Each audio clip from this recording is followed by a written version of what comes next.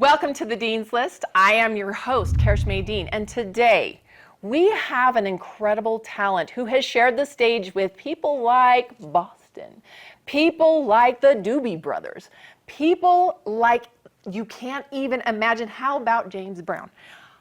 I'm on the stage right now with somebody who is not just a musician, he is an actor turned musician. He is multifaceted.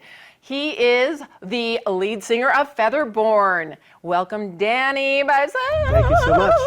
Nice. We are so excited. We are so excited. Okay, you've got an incredible story. It's an interesting one, I guess. No, it's incredible. I mean, perseverance, tenacity, coming back, making it work, all the things that I've read about you, I am just impressed, fully impressed. Thank you. Okay, you grew up in Kensington, Philadelphia. I was born in Kensington. I grew up in Frankfurt, if anybody knows Philly out there. Okay, yeah. But you were one of 5 kids. Yes. Raised by a widow mom. My mama, yep. Okay. Lost my dad in '73. He was a Philadelphia police officer. Yeah. He didn't die on duty, but he was coming home in his car accident. Horrific. I myself am a widow. Oh, and sorry to hear that. It's rough, but how much more rough raising 5 kids by yourself? And at that time, my mom was the real rock star. Yeah. Yeah. Incredible. Yeah. Tell us about that. Tell us about how you grew up and what that looked like. I mean, it was, I don't want to sound like a victim, but it was, you're either a victim or a soldier, so I always look at it that way. But it was, I'll tell you what, it was beautiful in the sense of how close we were. Like, my family's so close, and we were so close to my mom, and my mom was, like I said, a rock star. Like, she kept getting us out of the neighborhoods when they were turning. Somehow she did it, and she went to work, learned how to be a nurse, and raised 5 kids, so. Incredible. Yeah, she's the one that kept us, the reason I'm sitting here today. I love that. And I have interviewed other people who have mentioned the same thing about being an intentional parent. Yeah. She moved you where you needed to be. She was Somehow present she just even knew. though, She just knew. well, she loved you. Yeah. She absolutely Her loved you. objective was just like, get us out of that neighborhood. Because they was always pulling us back. Like, we're running around the streets getting into, some bad stuff. She put you and your brother into, and this is an incredible, the reason why this is so incredible is I have a connection with this. Wow. Into the Milton Hershey School. Yep. Okay. And you know what? I don't know what your experience, but I actually went through my elementary education program with, I think, the great-granddaughter of him. Wow, and her parents no are still working there. She told me this story about this incredible man who built an empire of chocolate that I would like to be bathed in. Love chocolate. But he makes this fortune and then turns around and says, can I get more? Can I do more? Can I have more? No. Yeah. He turns around and says, how do I give back? Yeah, they couldn't have kids, so he left it all to fatherless children. And the chocolate thing, when you live there, you smell 2 things, right? You smell chocolate. Heavenly. Yeah, that's the heavenly part. But then there's the dairy part where we had to milk cows. So you smell that too. Oh, that's not a good But it was interesting coming off the streets of Philadelphia. And the next thing I know, I'm waking up, I have to learn how to milk cows. But looking back on it, it was an amazing experience. But when you're in it, you're just like, wow, it's crazy, and you want to get out of it. But it saved my life.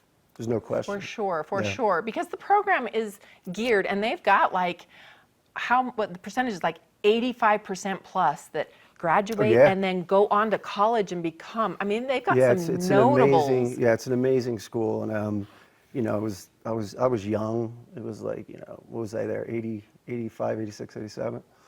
And, it was horrible when I was there at that moment, but looking back on it, it's such a great school. You're just, you're getting ripped from the streets into that, so you're like, whoa, it was such 100%, and you're a kid. Yeah, and you're a kid, and you're away from your brothers and my mom and all that. And it was the first time that happened. And, so, but, that's, as they say, what doesn't destroy you makes you stronger.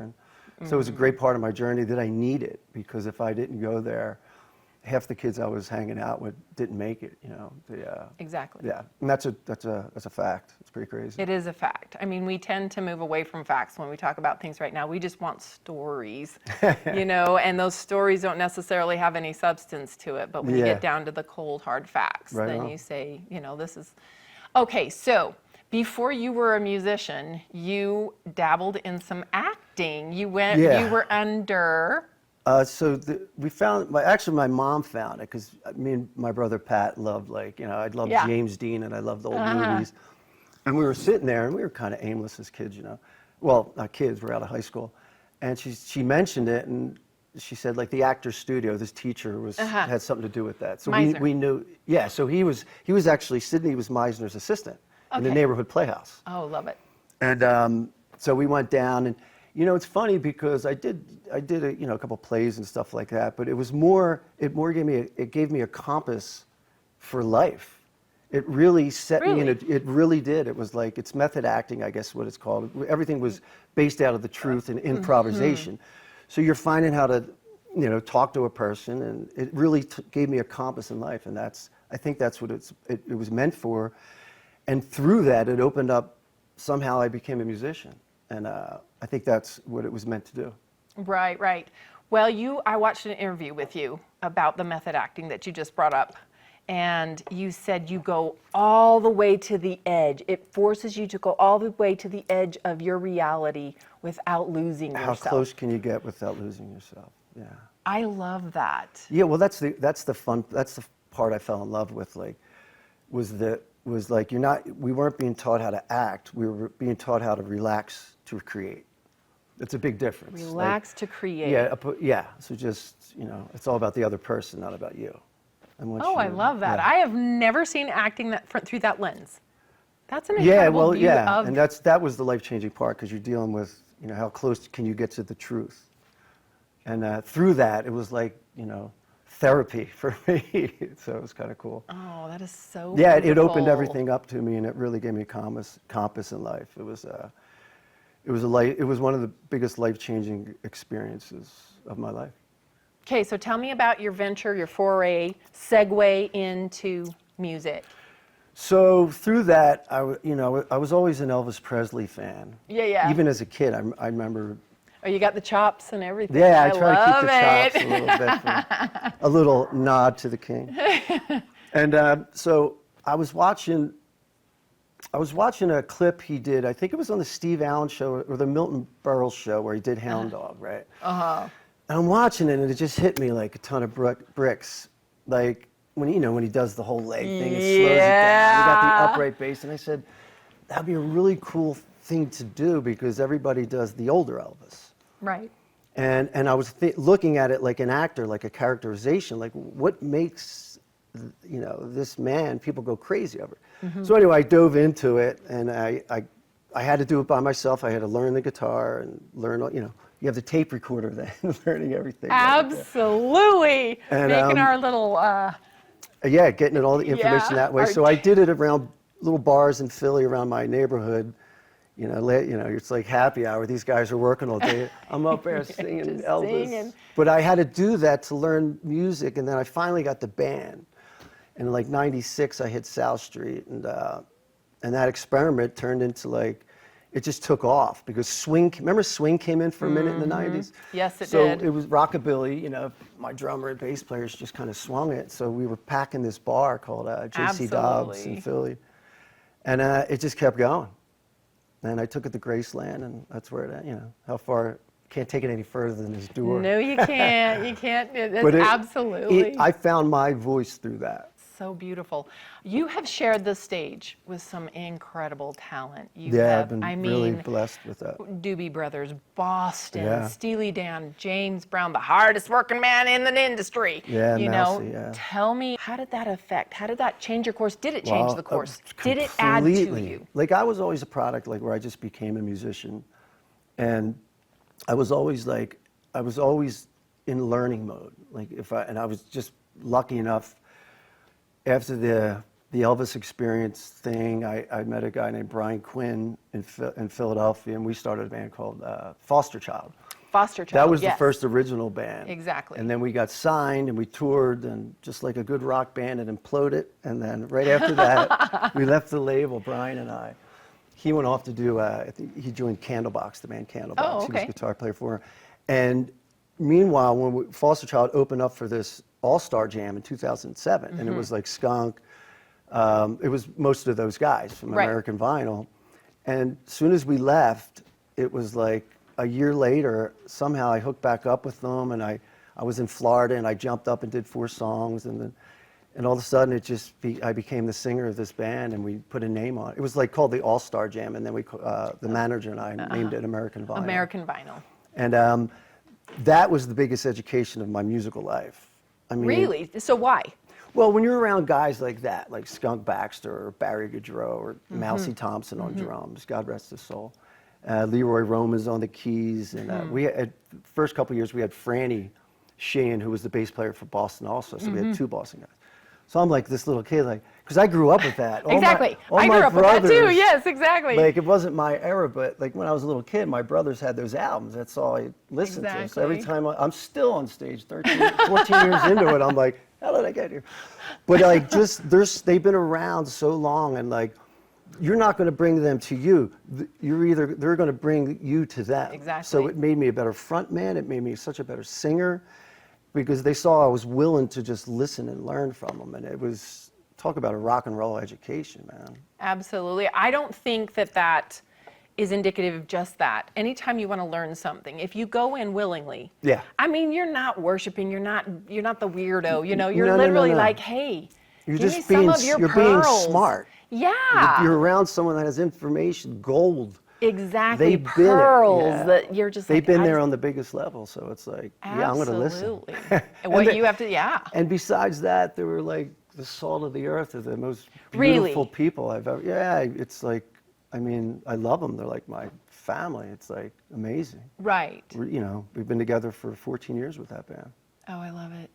And I it opened, you know, absolutely love a young musician like me from Philly, it opened up, that's why I live in California now. It's how I met my buddy Charlie and how Featherborn became. So it's all these things lead to everything, you know.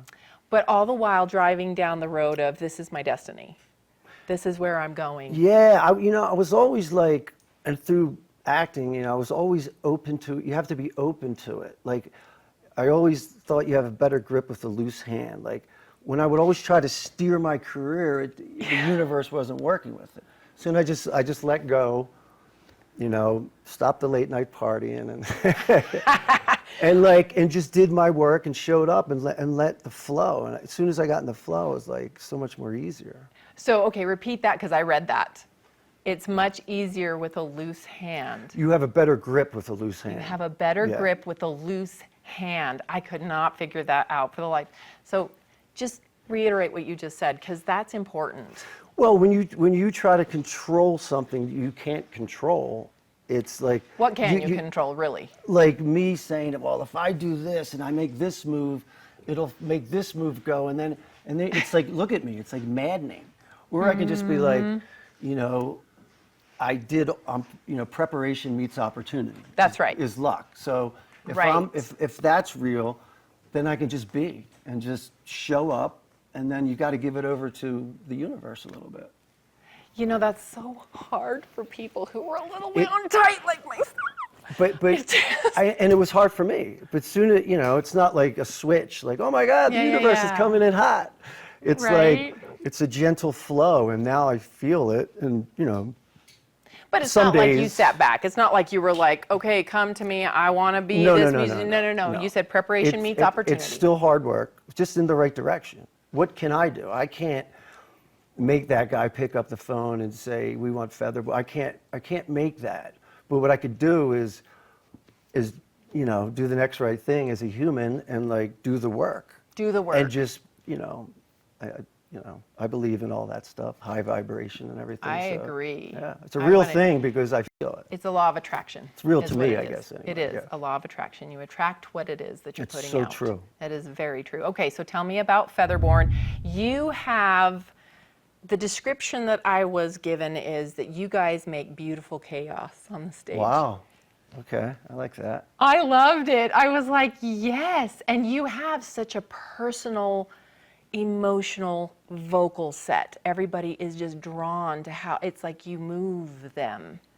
Wow. Well, that's beautiful. I'm glad because that's what I'm aiming to do. But, well, if they're moved, it's because I'm moved.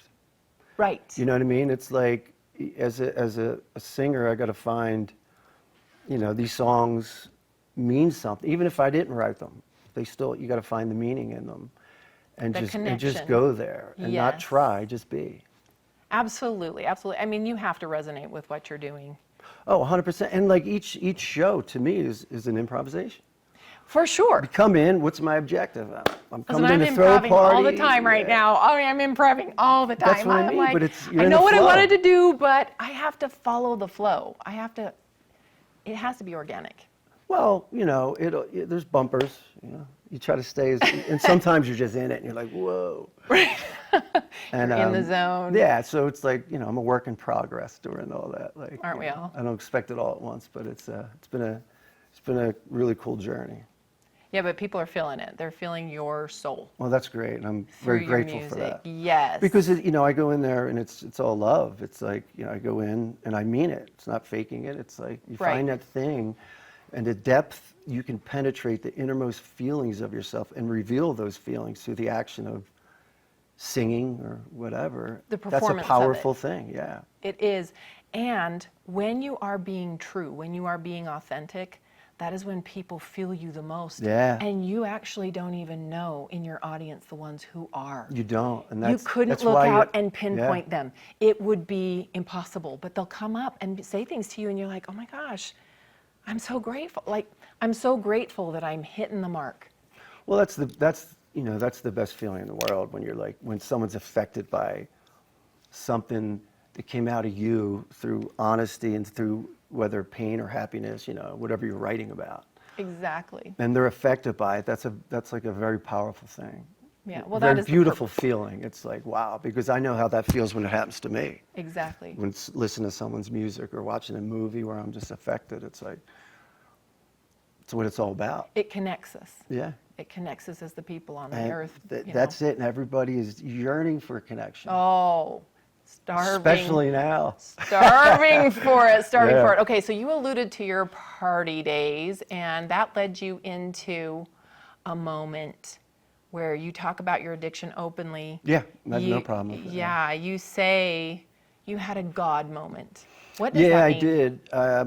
You know, I was with American Vinyl in Las Vegas. And, you know, funny because I would never really drink with that band because I knew I had an issue. Like, you know, from like after 35, I was like, all right, this is getting a little gnarly. Mm-hmm. And I remember being in Vegas, and I remember being in Vegas one day, and I came in a day early, and I got on the plane. Somehow I got bumped to first class, which was lethal.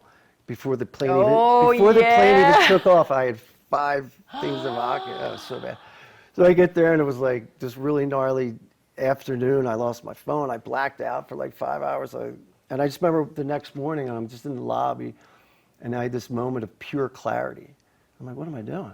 And that's what I call a God moment, because after that, I was just like, you know. Thank you, but no. Yeah, took my life back, and it's been amazing ever since. Yeah. Because it takes your life away. It does, and it does it before you even know it. Mm-hmm. It's like a thief in the night. Like 3 years pass, you're like, wait, what? So it's like I'm grateful that I caught it, and you know, not everybody does. Because it is the definition of the slippery slope. It is the, Yeah. like, whoosh. Yeah, and it's, you know, being in a rock and roll world, it's a little more justified than not. So it tends to go a little further Overlooked, than. yeah. Yeah, I would have probably caught it a little earlier. But anyway, it's it's my kudos to story. It's you. part of my journey, and I'm very grateful for right now. Right. Okay, so you are going to be in the Power Mountain A music fest. Yes, Power Mountain Music Fest. We're going to have that August 28th, 29th, and 30th. Power Mountain Music Festival. 3 days of music featuring Head East, Gene Loves Jezebel, Bow Wow Wow, Ty Herndon, The Millennium All-Stars, Featherborn, Thorns and Roses, a tribute to Poison, Tyler Gould, Pro GJ DJ, and IWR Pro Wrestling. Not only a music festival, but a 3-day epic experience. With exclusive interviews, the stories, the music, the truth. Artist-signed guitar auction. Proceeds go to Continue Mission, No Veteran Left Behind. Individual tickets start at $49. Camping and VIP are strictly limited. Get yours early. At the Richard Erickson Foundation Ranch in Wallsburg, Utah. August 28th, 29th, and 30th, 2026. 3 days of music with incredible bands. Behind the music interviews, food and drinks, vendors, pro wrestling, VIP areas, and camping. 3 incredible days, 1 epic weekend. It's going to be incredible. I'm going to be there. We're playing- You need to be there. We're playing, I think, the 28th Friday, but I'll be there a whole weekend. It's gonna be see a my buds. wild party, and the good kind, the good kind. But it is a very diverse, eclectic group of people. It so is, it it's meets great. all the different tastes. What you're looking for is going to be at the Power Mountain Music Fest, August 28th, 29th, and 30th, as well as our beloved Danny Beissel is going to be there. Okay, so last question. What would you say to your 6-year-old self? Dude. You did, would you change anything? No. I thought about that a long time, like, would I change anything? I mean, no, because I have such a great spirituality right now that I think I have because of what I went through. I mean, everybody's, I'm not saying woe is me, everybody's got their heavy. It's all about, can we get through it? Yeah. And can we, sometimes I think that's what life is like, you got to get through things to make you the man that you are. And I feel, I don't know what I would say to them, just love more. I You're don't know. killing it, buddy. Yeah, just keep You're going. killing it, buddy. That's what I would say. This month's going to be a little killing rough, it. but this month's going to be great. Right. Yeah. Well, and I think right now in the world, because everything is, we talked about the pendulum right before the show, and the pendulum is swung to victimization, which doesn't serve anyone. It just doesn't. It doesn't. And actually, you know what I would say to my 6-year-old self? It's going to be okay. That's what I would say. It's going to be okay. You're killing it. The And pendulum it's swung. Yeah, the pendulum swung. Well, this has been just a delight. Oh, on my end too. You Thank are you so much. incredible. Where can we get you online? Well, personally, Danny Beissel, Instagram, but for Featherborn, we got Featherborn Instagram, featherborn.com, and please check out our music on Spotify and all the streaming platforms. We got a new Featherborn. single that's on the radio station in Utah, Blush. Woo, woo, woo! And, of course, you're going to be coming to the Power Mountain Music Fest. Can't wait, You will next see month. them live. You will see them live. We are the Dean's List, and I would love you like, share, subscribe, and stay tuned for the next person who makes the Dean's List.